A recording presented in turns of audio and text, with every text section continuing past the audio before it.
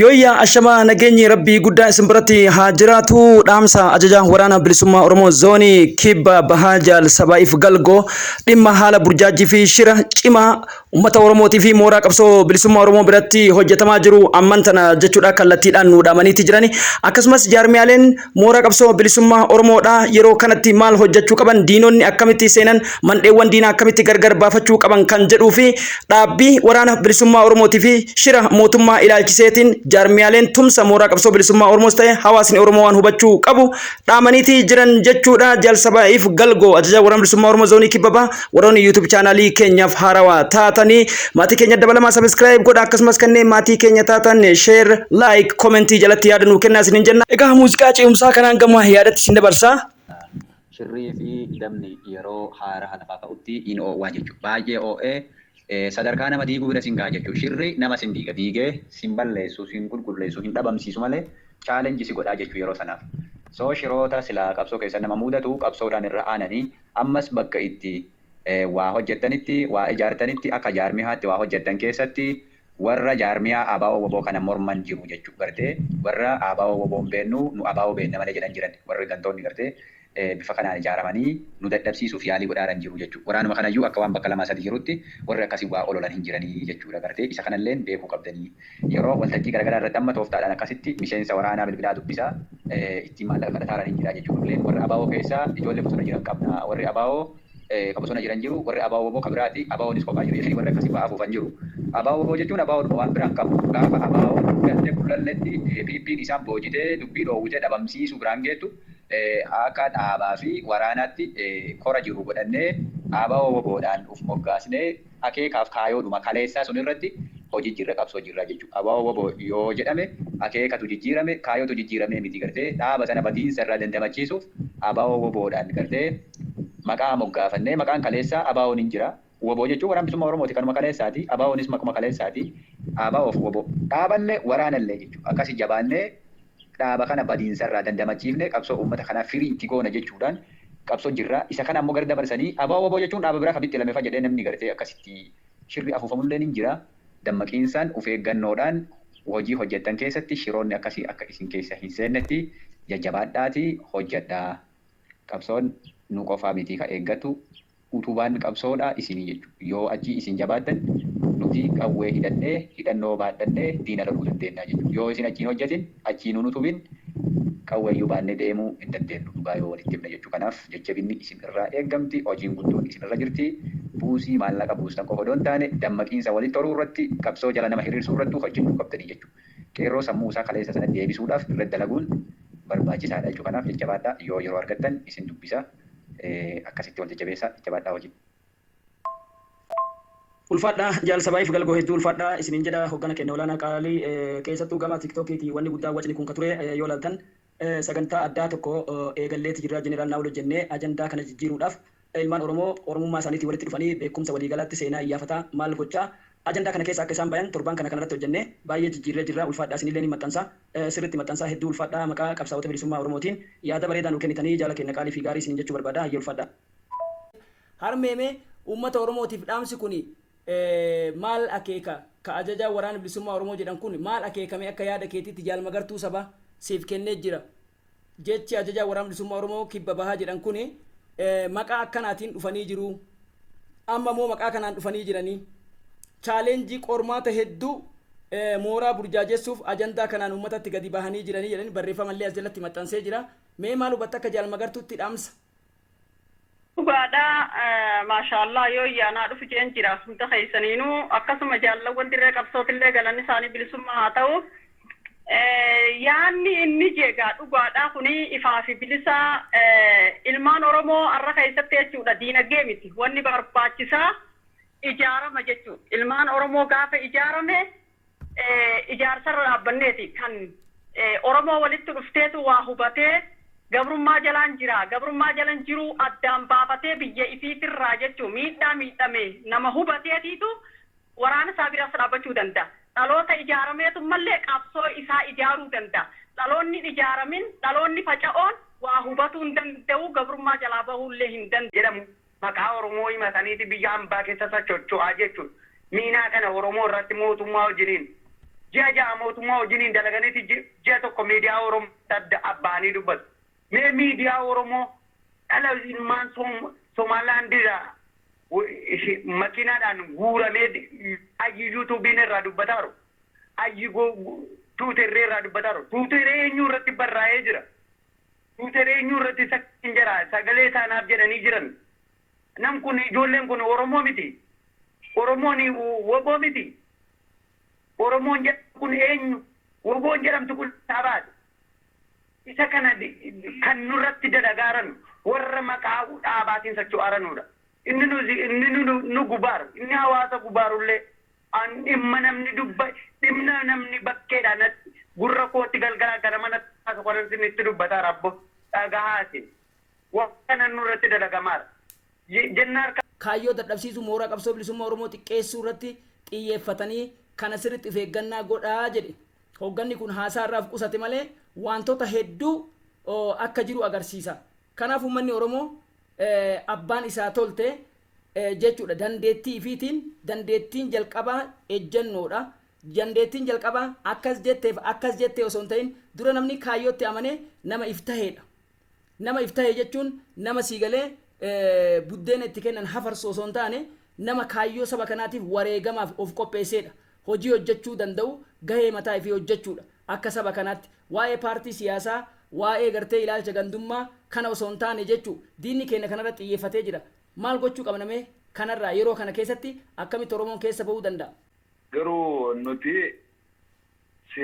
nama siyaasaatiif dhiifnee qabsaawas nama qabsaawaatiif dhiifnee miseensatti of beekee osoo waan abbaan nama ajaje waan hogganni keenya nutti ajaje sun osoo raawwannee irra natti tola kanumaaniin bira qotagaa nuti immoo waan amma dhageenya kana hojiirra oolchuu irratti maal godhuu qabnaa wanni tuni uuma dhugaati uuma jiraati kutaaf amantii arginu qoqqooduudhaan alaabaa tan Oromootii miti adda bilisummaa Oromoo godhuudhaan addi bilisummaa Oromootiif ABO'n waan garagara taate KFO'niif ABO'n waan garagara taate ummata Oromoo kana bakka 15tti birkii 15tti adda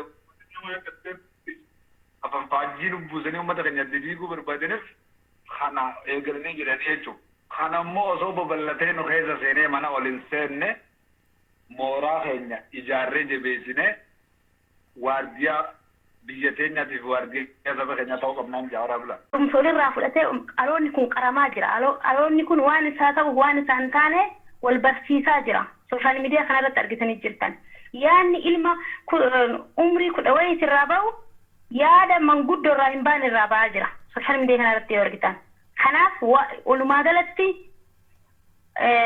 diinni keenya waan Oromoo haamilee qabsu, waan Oromoo mucaachisu, waan Oromoo gadi seessisu malee waan Oromoo ol kaasu hin fedhan. Tabuma keenya kana bicha kareebamaa jiru alaaf keessatti illee kan uummanni Oromoo maal godhuu qabaree waa lama qofa yoo beeke. Tokkummaa afaan tokkoon dubbatu walii galee wal qoqqoodu miti. Isa lammataa waraana ofii bira dhaabbatu. Kana lamaan irratti uummanni Oromoo akkanuma dhiitamallee akkanumatti uffatamallee bara baraanuu akkanumatti waa'ee ilmaan isaa dubbatama. Kana jalaa hin baana jedhee namni yaade nama waan lamaan kana bira dhaabbate. Kana qofa jedhe. Mootiifin dhaabbadhaan irraa waan gaafa nu jenne nu diina godhatamneeti warra marru ijaare waraana marreen ijaare jedhaniiti maqaan nutti maxxanfameennaan bara 2016 biyya kana keessatti an Oromoodha jettee nam tokko ilmi Oromoo wallahi in dhageessanis dhaga'uusanis fuulduratti an Oromoodha jedhee bara 2016 namni biyya Masrii kana keessatti namni an Oromoodha jedhee dubbatu wayiillee hin jiru. Biyya kana keessatti yeroo sana ganda nu jirrutti bakka nu qubannetti dhakaan nu duukaa fuuramaa ture maqaa jaraatiin dhaaba kanaatiin. Garuu maal diinagdeedhaanis ta'ee jala deemnee namoota kan muna nuti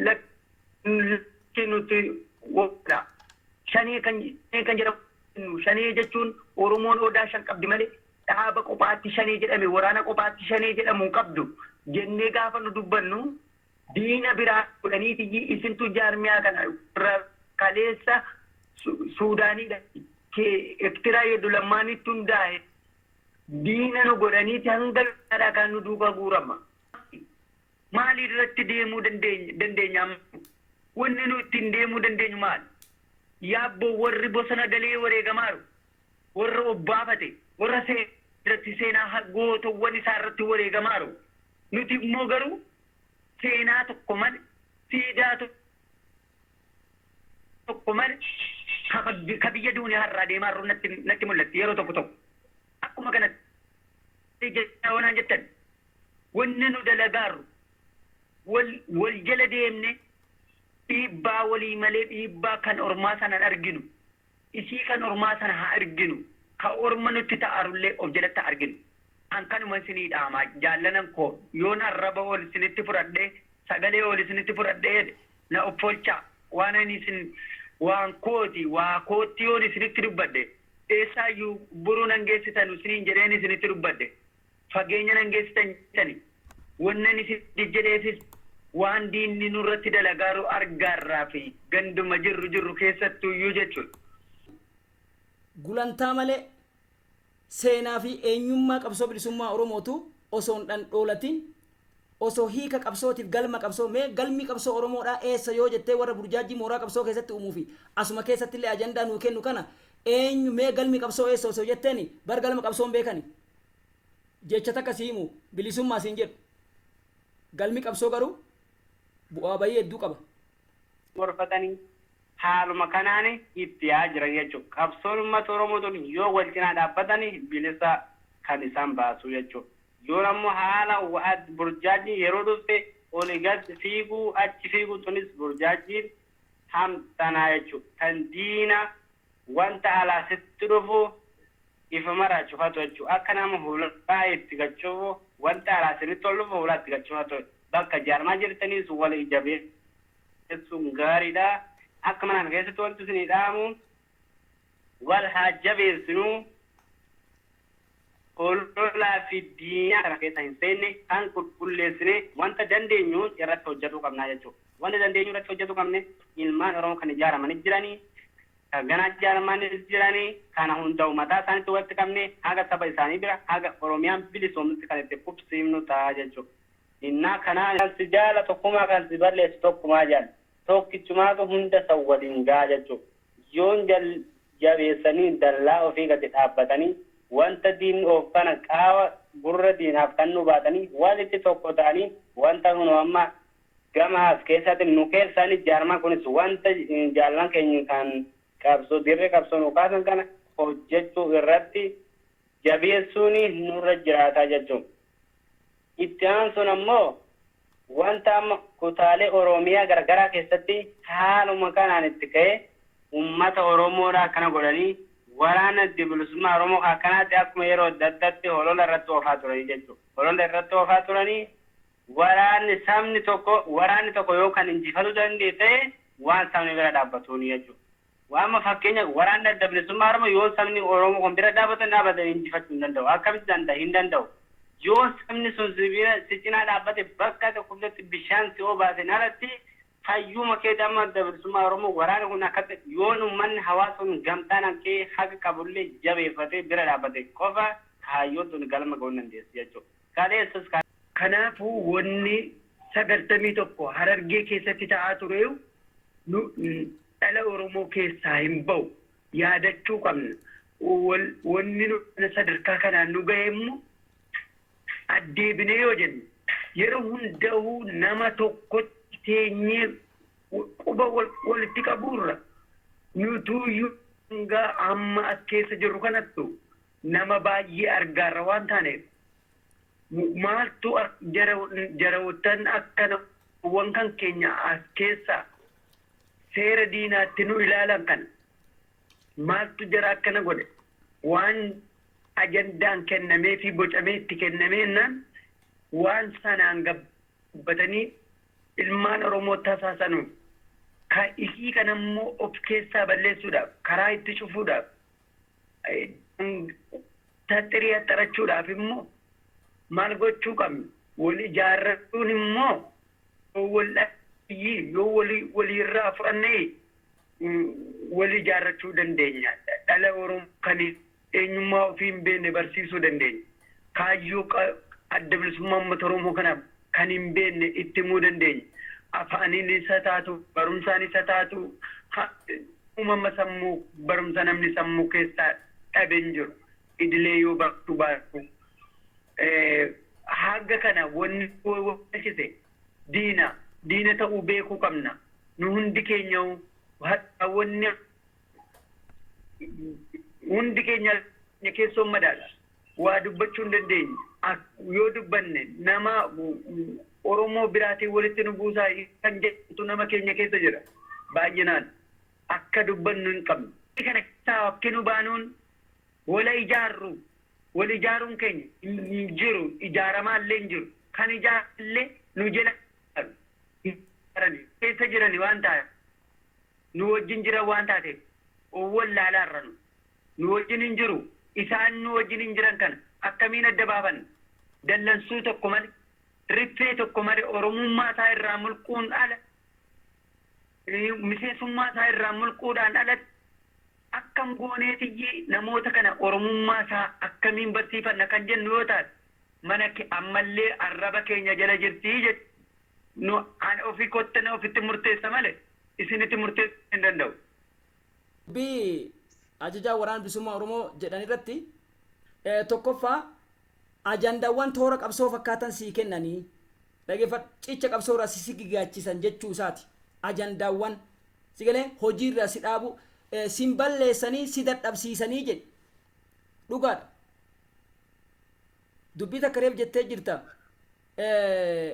Keessoo miti diinni keenya kan jiru halaala diinota keenya sii galee mandheewwan diinotaa san laaluu hin beeynu. Aadaan siyaasaa kun nutti hin barre diina dura dammaquu hin beeknu. Si galee kanaaf jecha dura osoo hiika ABO beeke ABO waboo jechuun maal akka ta'e beeke waraanni bilisummaa Oromoo kaayyoo jaallan ganama irratti qabsoo san fufsiisaa jira malee ajandaaf tarsiimoon haroo inni nu qopheeffate jira yoo tarsiimoo imaammata ittiin hoogganamu taate malee. Jiruuni ilmaan Oromoodhaaf maal abaan rabboo wanni nu dhibaaru kana. Wanni gubaarullee qabsoo kanaafillee wanni ibidda barbaachisaarullee jechuudha. Sababa jarri achi dhiibbaa walirratti qabatuun ilmaan keenya daguu, haati keenya daguu gamti ulfatu garaadhaa xaaxeffamee rabboo aayilaandiitti dankaraaranii hin argaaranii walumaan argaaru. Nuti garuu naaf tuffii kana gaa naaf tuffiin kana gaa garuu yeroo tokko otuu dubbatamuuni otuu ummanni keenya qabsaa'u takkaa ummanni keenya maallaqa kaffaluun hin beekani hin beeku waa'ee dhaabni akka waa'ee dhaabni kun akka dhaabni kun akka sadarkaa kana ga'e hin beeka. Karaa irraa fuudhanii fidanii itti kanatu ilmaan Oromoo nyaachisaa ture hanga yoona 77 kan ilmaan Oromoo daguugaa turellee sababa kana karaa irraa barbaadan fidanii kaa'u. Hirbuun seensisan dhugaa rabbi. Itti maal? Waan achi keessa jirtu waan biraa immoo haasa'uu hin danda'u. Garuu immoo wanni ilmoota akkaamaa diinagdeedhaan illee dhaabbachuu hin danda'amne. Diinagdeesii akkasiin mooraaliin isii cabee dubbasiin deebitu kan godhu warra maqaa hoogganaatiin jiraatu.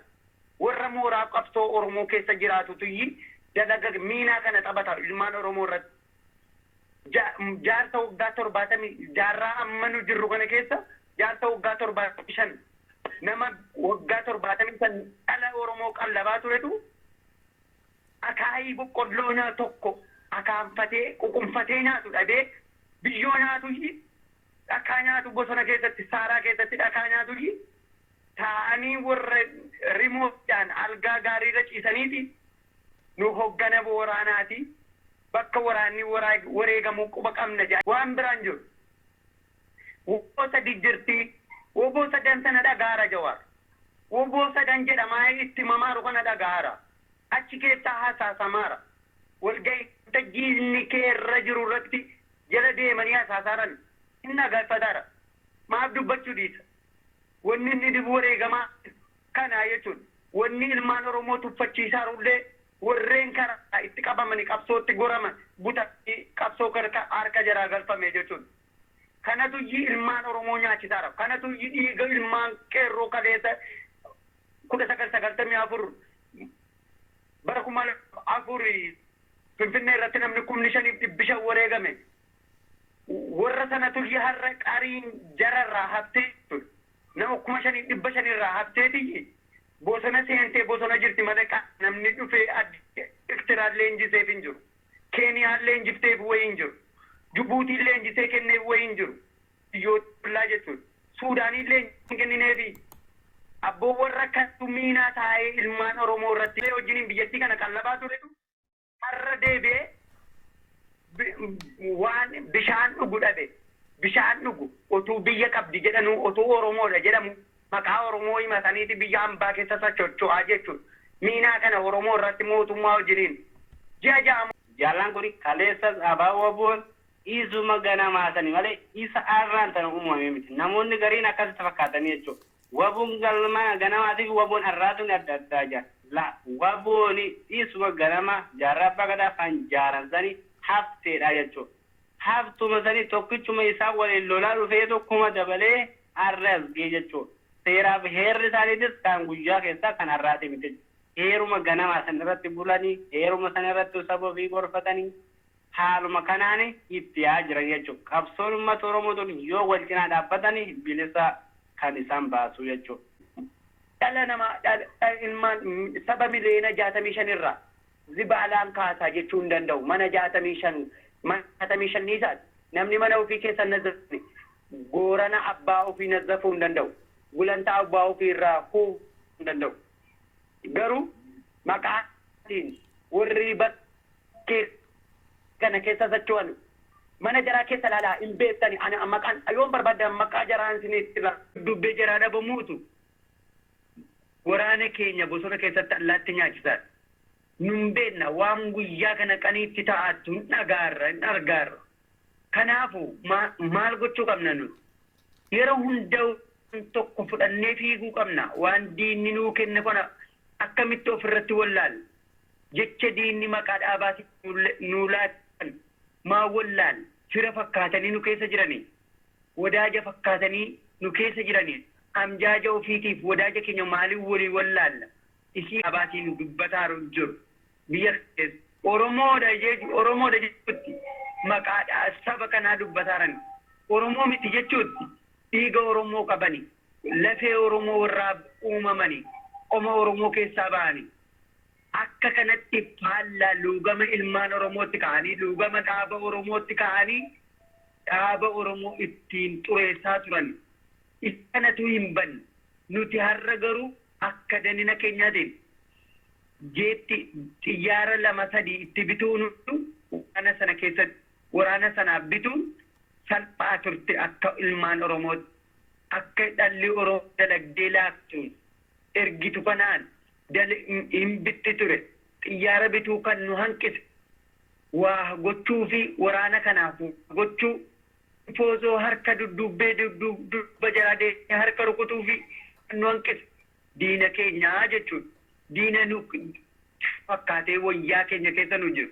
Injiraan namni yoo miiccachuu baates yoo miiccates qaama uffata isaa keessaa carqii isaa dhabuu tokko laman dhabuu jechuudha. Kun waan jirtu isii injiraan kana yoo makwaa qabaate makwaatee keessaa baasuu dandeessa. Injijjiisii keessaa baasuu dandeessa. Cilii keessaa baasuu of keessaa baasuu ni dandeessa. Haala kamiin cilee kan of keessaa baasuu dandeenya dhiqnee iccinee addeebinee nun Oromoon irraa addeebee sa'aatii jawaariin kee kan keessa jira. Sa'aatii bakkee kan keessa jira. Sa'aatiin abbaa barbaannetti Oromoo taatee ka Oromootti quba qabutti rajaarraa 21 keessa. Kana maal goonee akkamitti goonee balleessina yoo jettan isin ganda jirtan sana keessa ganda jirtan keessa kan qophaa ta'e itti gamaaru ka qophaa ta'e akka dubbatu dhabee afaan qabamee eeshii ofii nyaatee bulaaru biyya dawlaa arabaa biyyoota 17 keessa jechuudha.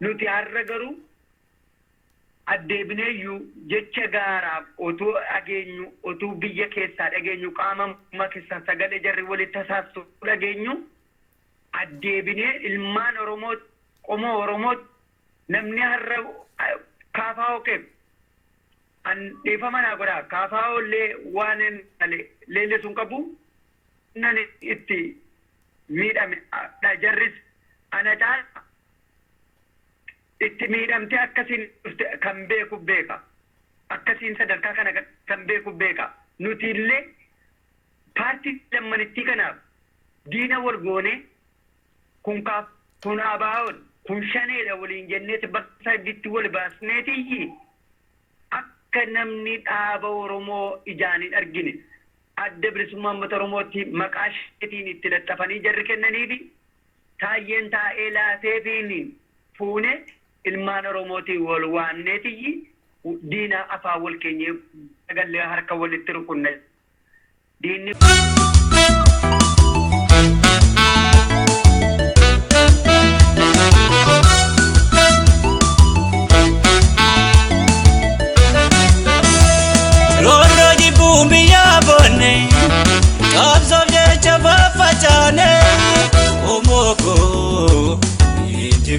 Gallo tokko taane galtu firraanne Lolo di bumbiya banne Kabso jecha bafachaane Omoko Injifane gallo tokko taane galtu firraanne